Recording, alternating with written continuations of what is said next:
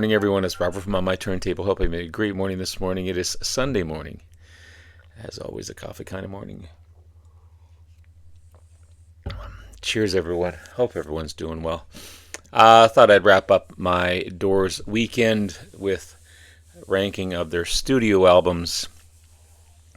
All 9 albums. I'm not familiar with their last 3, but I'm still going to rank them in some way. I was listening to them over the weekend, and I'll give you my opinion of them. Amazing career the Doors had. That 5-year period when they were just fantastic. And this ranking was difficult because at any time, just like with any ranking, depending on your mood, depending on the day, anything could be number 1, anything could be number 5 or 6 in this case. 6 studio albums that Jim Morrison was involved with, and that's what I'm going to be focusing on. They did release three after Jim Morrison had passed away. Not the same at all. The band held on for a couple years after that, but just like anything else, when you lose a big personality, the magic was gone with the band. And Jim Morrison, of course, was part of that 27 group that we lost so early. Imagine what he could have done if he was, still around. But I guess that's the magic of Jim Morrison, that he was with us for such a short period of time, and then of course he's not with us anymore. So that changed the music, obviously. But at number 9. Not the greatest album by any means. 1972, The Full Circle. I've got a picture of it here. I've only listened to it. I don't have it. I'll never get it, probably. But a couple of highlights. The Mosquito, The Piano Bird. Not bad tracks, but the rest of the album's a real terrible album. At number 8, pardon me, The American Prayer, 1978 release. The remaining members of the Doors created background music for Jim Morrison's poetry. Kind of weird, but it did sell over 1 million copies, so because it had Jim Morrison, I'm sure that's the only reason why. At number 7, Other Voices, 1971 release. And Jim Morrison, of course, had passed away in that year. The remaining members, Ray Manzarek, John Densmore, and Robbie Krieger, tried to create the same type of magic, but it just didn't work. There's average songs. The rest of the members tried to sing. You got On the Eye of the Sun, Tightrope Ride, Ship with Sails. Again, the only thing that, musically it's a decent album. What would have made it better, obviously, is Jim Morrison, but he's not there with us. So the next 6, again, these are just how I feel at the time. They could rank at any given day higher or lower, and it's not the worst to the best. It's the least to the best, because I think every album is amazing. I love every album. So at number 6, Strange Days. The only thing against this album is that it came out after the debut album, and people were expecting the same magic as the debut album. So they were slightly disappointed at the time, but still a great album.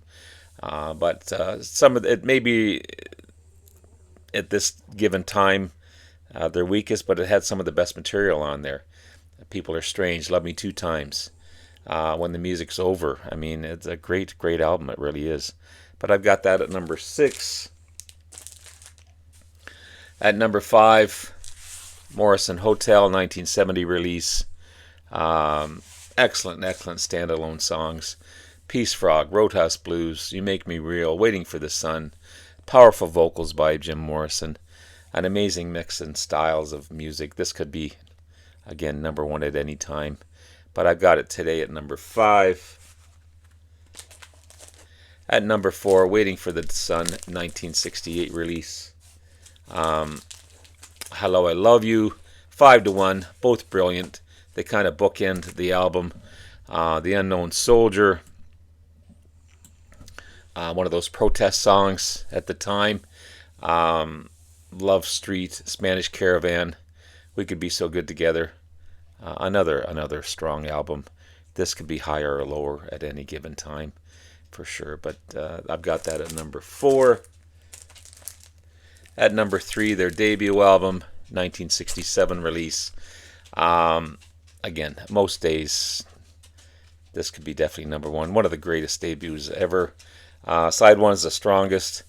Break On Through, Soul Kitchen, The Crystal Ship, Alabama Song, The Whiskey Song, 20th Century Fox, Light My Fire. This was also, Light My Fire was also part of the Apocalypse Now film. So it's always connected to the Vietnam War, but great debut. I've got that at number 3. Surprisingly to some people, maybe, but I've got the underrated Soft Parade at number 2. This is a great album. It really, really is. The band decided to fill the album with brass and strings. You got some blues, you got some jazz.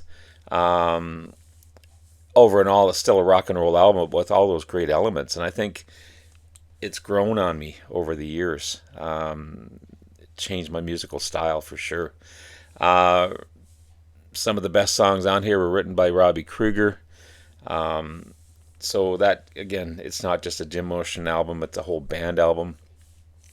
You got Touch Me, Wishful Sinful, the jazzy Runnin' Blue, Tell All the People. I mean, it's just a great album. I love it. It's awesome. I've got that at number 2.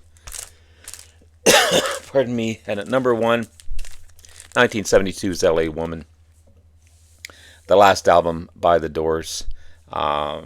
Maybe their darkest album, for sure. Riders on the Storm.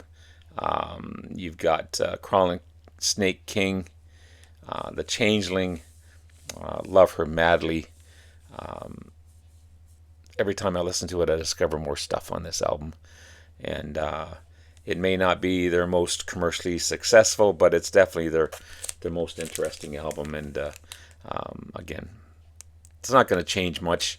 These 6 albums could change at any given time. So again, at number 1, L.A. Woman. At number 2, The Soft Parade.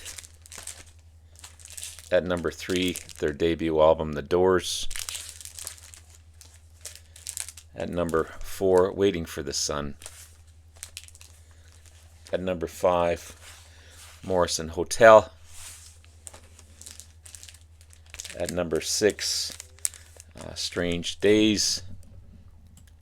At number 7, Other Voices.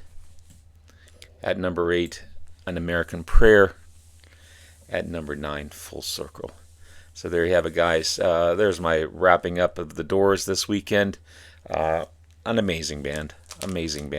Short-lived, but such great music in that era. Mostly in that 6-album era within the 5-year period. And some of the best music, and this still holds up today. So there you have it, guys. Let me know in the comments below what you feel is your favorite albums. Be kind with your comments, and have yourself a great rest of the day. Love you all. We'll talk again soon. Bye now.